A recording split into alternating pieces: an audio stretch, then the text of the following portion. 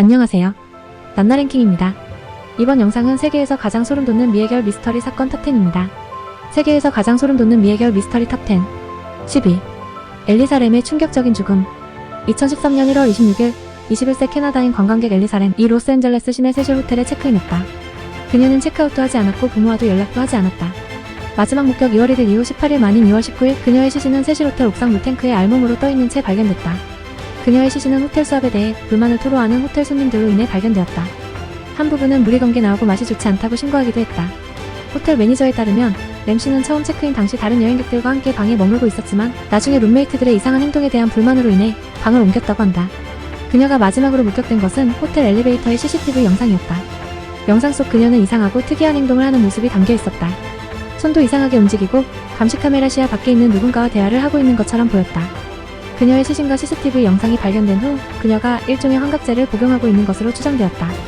램은 양극성 장애를 위해 4가지 다른 약물을 복용했지만 독성학 연구에 따르면 그녀의 사망에 기여할 수 있는 약물이나 알코올의 흔적은 없는 것으로 나타났다. 익사하여 살해됐다는 설도 있었지만 부검 결과 외상의 흔적은 보이지 않았다. 오늘날까지도 그녀가 어떻게 지붕에 접근할 수 있었는지 물탱크에 올라가서 20파운드짜리 뚜껑을 스스로 닫을 수 있었는지 아는 사람은 아무도 없다. 9위 쿠퍼의 이상한 실종. 1971년 11월 24일 수요일 다니엘 쿠퍼 라는 남성이 오레곤주 포틀랜드에서 워싱턴주 시애틀까지 가는 노스웨스트 항공 305편의 편도 항공권을 $20에 샀다. 쿠퍼는 40대 중반으로 비즈니스 정장, 외투 갈색 신발, 흰색 셔츠, 검은색 넥타이를 착용한 것으로 알려졌다. 그는 서류 가방과 갈색 종이 봉지도 들고 다녔다. 비행기가 이륙하기 전에 그는 승무원에게 버번과 탄산음료를 주문했다. 비행기가 이륙한 후 쿠퍼는 승무원에게 쪽지를 건넸다. 처음에 그녀는 그것을 보지 않고 주머니에 넣었지만 쿠퍼는 그녀에게 아가씨, 저 쪽지를 보세요. 나에겐 폭탄이 있어요. 쿠퍼는 그녀에게 폭탄이 그의 서류 가방에 있다고 말하고 옆에 앉으라고 요청했다. 그는 서류 가방을 열었고 전선으로 둘러싸인 폭탄을 보여주었다. 쿠퍼는 승무원에게 자신이 하는 말을 모두 적어서 기장에게 가져가라고 말했다. 메모에는 오후 5시까지 배낭에 $200,000를 현금으로 원한다. 나는 뒤로 매는 낙하산 2개와 앞으로 매는 낙하산 2개를 원한다. 우리가 착륙할 때 연료 트럭이 필요하다. 재미있는 일은 하지 않는 게 좋을 것이다. 그렇지 않으면 내가 재미있는 일을 할 것이다. FBI 요원은 시애틀 지역 여러 은행에서 몸값을 모았으며 시애틀 경찰은 지역 스카이다이빙 학교에서 낙하산을 입수했다. 쿠퍼는 자신의 요구가 충족되자 모든 승객과 일부 승무원을 비행기에서 내리도록 하였다. 남은 승무원들에게 비행기의 연료를 재급료하고 10,000피트 미만을 유지하면서 멕시코시티로 가라고 말했다. 비행 중에 쿠퍼는 오후 8시가 조금 지나 시애틀과 네바다주 리노 사이 어딘가에서 낙하산 2개와 돈을 가지고 비행기 뒷문으로 뛰어내렸다. 그리고 그를 다시는 볼 수 없었다. 광범위한 수색과 45년이 넘는 수색에도 불구하고 이 남성의 신원이나 그가 뛰어내린 후의 운명에 대해서는 아무런 결론도 나오지 않았다. 이는 FBI와 미국 역사상 가장 큰 미해결 사건 중 하나로 불린다. 8위 대한민국 3대 미제 사건. 1991년 개구리 소년 실종 사건. 대한민국 3대 미제 사건 중 하나다. 대구 지역에 살던 초등학생 당시 국민학생 5명이 도롱뇽아를 채집하려고 집 근처 와룡산에 올라갔다가 동반 실종됐다. 사건 초기 도롱뇽이 개구리로 잘못 전해져 개구리 소년으로 알려졌다. 사건 발생 약 11년 뒤인 2002년 아이들의 육골이 발견되면서 실종이 아닌 살인 암매장 사건으로 바뀌었다. 이 사건이 3대 미제 사건에 속하는 이유는 밀폐되지 않은 산속에서 5명이 한꺼번에 살해됐으며 범인의 윤곽조차 잡지 못했기 때문. 사건 초기 경찰은 확실한 증거 없이 5명의 아이가 가정불화로 가출한 것이라고 수사 방향을 정했고 이는 본격적인 수사를 늦추는 계기가 됐다. 그 후에도 경찰은 유골 발견 현장에 감식반을 부르지 않고 땅을 파헤쳐 현장을 훼손시키는가 하면 조난당한 아이들이 저체온증으로 사망했다고 주장해 빈축을 사기도 했다. 현재까지 범죄 도구도 불분명해 사망 원인조차 밝혀지지 않은 상황으로 지난 2006년 공소시효가 만료됐다. 7위 미해결 힌터카이팩 살인사건. 1922년 3월 31일 저녁 독일 바이에른의 힌터카이페크 농장에서 주민 6명이 곡괭이로 살해당했다. 피해자에는 남편과 아내 안드레아스 그루버와 체즐리아 그루버, 그들의 미망인 딸 빅토리아 가브리엘, 빅토리아의 자녀인 체즐리아와 요제프, 그리고 가족의 하녀 마리아 바움가르트너가 포함되었다. 2살짜리 조셉과 마리아는 침대에서 살해되었으며 나머지 가족은 헛간에서 살해되어 서로 쌓여 있었다. 발견 당시 당국은 살인자가 범죄를 저지른 후 실제로 6일 동안 농장에 살았다고 결론지었다. 가족이 죽은 후에도 소들에게 여전히 먹이를 주고 있고 부엌에서 식사를 하고 있었고 이웃들은 굴뚝에서 연기가 피어오르는 것을 목격했다고 했다. 토요일에 집배원이 왔을 때 가족개는 기둥에 묶여 있었다. 시체는 다음날 발견됐다. 이 범죄를 더욱 소름 끼치게 만드는 것은 마리아가 실제로 살해된 날 바로 고용되어 집에 귀신이 들린다는 이유로 6개월 전에 그만둔 이전 가정부를 대신했다는 것이다. 그녀는 다락방에서 들려오는 발소리와 목소리를 가족에게 보고했다. 전임 가정부가 그만뒀을 무렵 그루버 가족에게도 다락방에서 목소리가 들리기 시작했다. 안드레아스 또한 집 열쇠 세트가 사라진 것을 알았다. 집에 있는 이전에 본 적이 없는 낯선 신문, 그리고 누군가가 자물쇠를 따려고 한 것처럼 가족의 도구 창고에 긁힌 자국이 있었다. 그는 또한 숲에서 가족집 뒷문으로 이어지는 낯선 발자국 한 쌍을 보았다고 보고했다. 결국 살인자는 발견되지 않았고 1955년에 관련 문서가 폐쇄되고 집은 철거되었다. 6위. 뉴올리언스의 도끼맨. 1918년부터 18개월 동안 뉴올리언스시에는 도끼맨으로 알려진 연쇄 살인범이 출몰했다. 도끼맨은 도깨비의 화신으로 밤에만 공격했으며 12번의 공격과 6명의 사망을 일으켰다는 소문이 있었다. 이 수수께끼를 더욱 오싹하게 만드는 것은 그가 희생자들이 잠든 동안에만 기어다니는 것 같았다는 점이다. 이상하게도 도끼맨은 자신의 도구를 사용하지 않고 피해자의 집에서 찾을 수 있는 것, 보통 도끼만 사용하여 범죄 현장에 두고 가곤 했다. 도끼맨의 희생자 대다수는 이탈리아 이민자나 이탈리아계 미국인이었기 때문에 뉴올리언스의 많은 시민들은 이 범죄가 인종적 동기에서 비롯된 것이라고 믿게 되었다. 많은 언론 매체는 이 범죄의 양상에 열광했으며 증거가 부족함에도 불구하고 마피아가 연루되어 있음을 시사하기까지 했다. 다른 범죄 분석가들은 도끼맨 살인사건이 섹스와 관련이 있으며 살인범은 특히 여성 피해자를 노리는 사디스트였을 것이라고 주장했다. 다른 이론으로는 도끼맨이 여성을 살해하려는 시도를 막았을 때만 남성 피해자를 죽였다는 것이다. 한 가정의 여성은 살해되었지만 남성은 살해되지 않은 사례가 있었기 때문이다. 연쇄 살인범이 재즈 음악을 홍보하기 위해 살인을 저질렀다는 가설은 살인범 자신이 집에서 재즈를 연주하는 사람들의 목숨을 살려주겠다는 내용의 편지를 썼다는 소문 때문이다. 도끼맨의 신원은 밝혀지지 않았고 살인사건은 여전히 미제로 남아있다. 5위. 잭 더 리퍼. 1888년 8월 31일부터 11월 9일에 걸쳐 영국 잉글랜드의 런던 이스트엔드 지역의 율락과 화이트채플에서 매춘부 최소 5명을 갈기갈기 찢어 살해한 연쇄살인범으로 일명 살인마 잭이라 불린다. 그가 저지른 화이트채플과의 연쇄살인은 오랫동안 연구의 대상이 된 유명한 미제 사건이다. 현재는 마지막 사건이 발생한 지 135년이나 지났기에 범인 본인은 이미 오래전에 사망했을 것이고 완벽한 연구 미제 사건으로 남게되었다. 그를 잡지 못한 이유는 과학수사가 별로 발달하지 않았던 시기였던 데다 총 책임자였던 찰스 워런이 워낙 수사를 부실하게 했던 탓이 있다. 사건의 배경이었던 화이트채플은 매춘으로 악명 높은 곳이었고 사회적 약자 중의 약자였던 매춘부들은 잭 더 리퍼 사건이 발생하기 전에도 범죄의 표적이 되어 살해당하거나 갱단으로부터 보호비 명목으로 돈을 갈취당하는 경우가 허다했다. 그럼에도 불구하고 제대로 된 치안의 보호를 받지 못하는 것이 현실이었다. 매춘부들은 잭 더 리퍼 같은 살인자들에게 손쉬운 표적이 되었다. 매춘부들은 당시 빠른 성행위에 4펜스 남짓한 푼돈을 받았고 그 돈으로 그날 먹을 비스킷과 진을 사면 숙박비를 구할 수 없어 노숙하거나 영국의 하층민들이 이용한 2펜스 정도의 푼돈을 내고 벽가에 설치된 긴 벤치에 서로부터 앉아서 자는 간이 숙박시설을 써야 했다. 숙박비를 벌지 못한 많은 매춘부들이 이런 식으로 잠을 잤다. 살해당한 5명 중 4명이 모두 새벽에 손님을 구하다가 목숨을 잃었고 마지막 희생자는 살해당할까 두려워 집안에 머물렀지만 결국 자기 집안에서 살해당했다.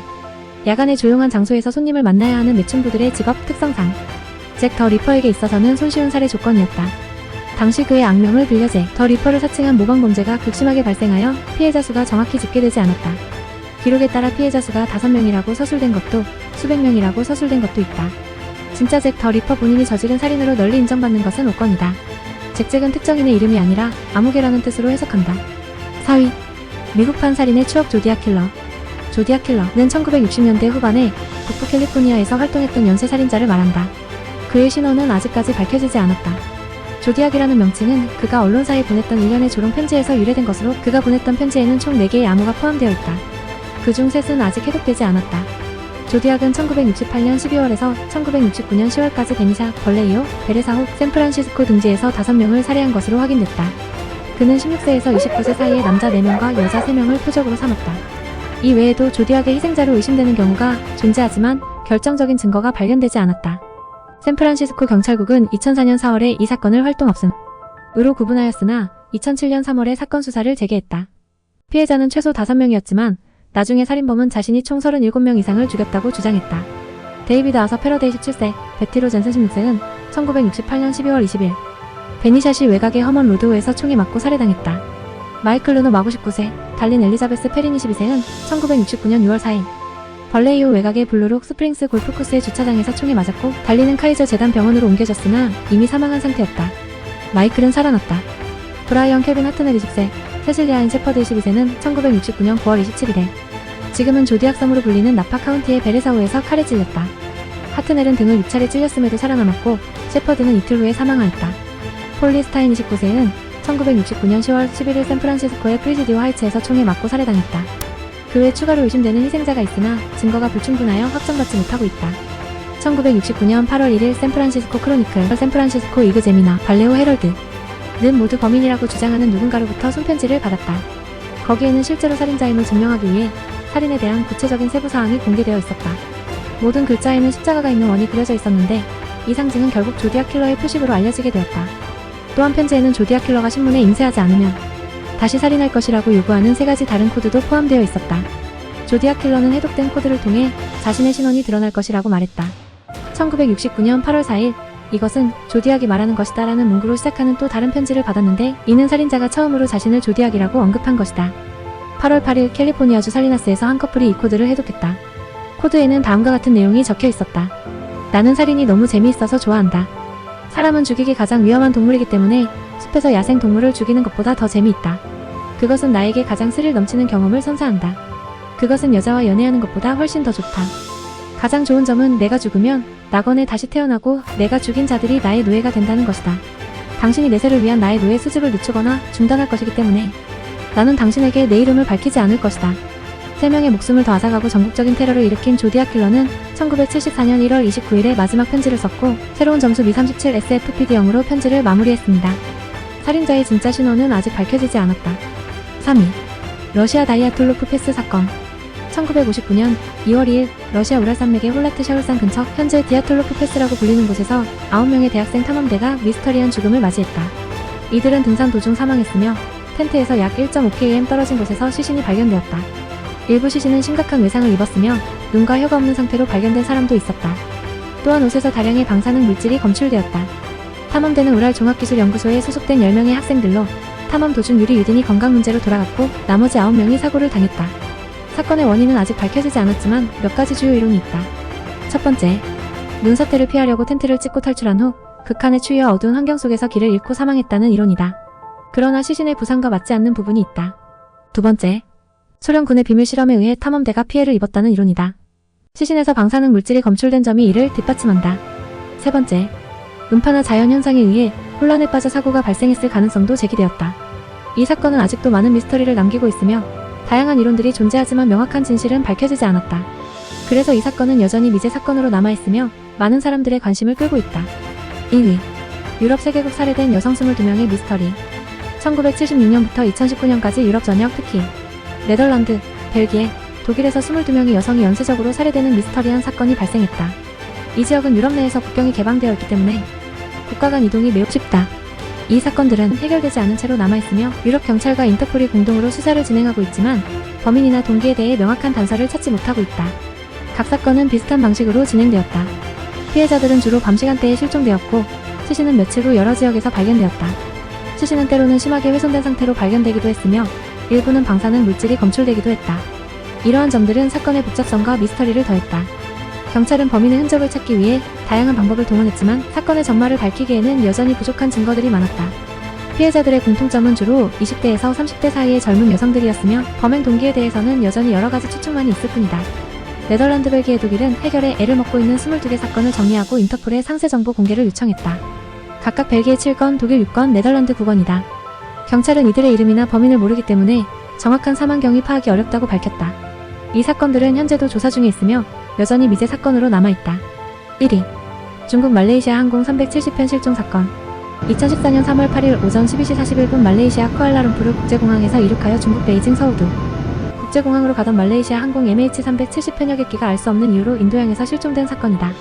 당시 MH370편은 약 7시간 반 정도 비행할 수 있는 연료를 탑재하고 있었으므로 지상에 착륙하지 않은 이상 추락한 것이 확실하지만 동체가 발견되지 않았고 최종적인 항적, 추락 장소도 명확하게 밝혀지지 않아 사라진 이유가 무엇인지 베일에 쌓여있다. 복수의 매체에서 제기한 가설에 따르면 조종사의 자살 비행이 원인으로 추정되고는 있으나 이에 대한 물증은 존재하지 않는다. 사고 직후 말레이시아를 포함한 여러 국가에서 합동 수색단을 지원하여 남부 태평양에서부터 광활한 인도양 해저를 샅샅이 뒤졌으나 결국 수색이 성과 없이 중단되었고 말레이시아 당국은 명확한 사건의 원인을 알 수 없는 것으로 최종 결론을 내렸다.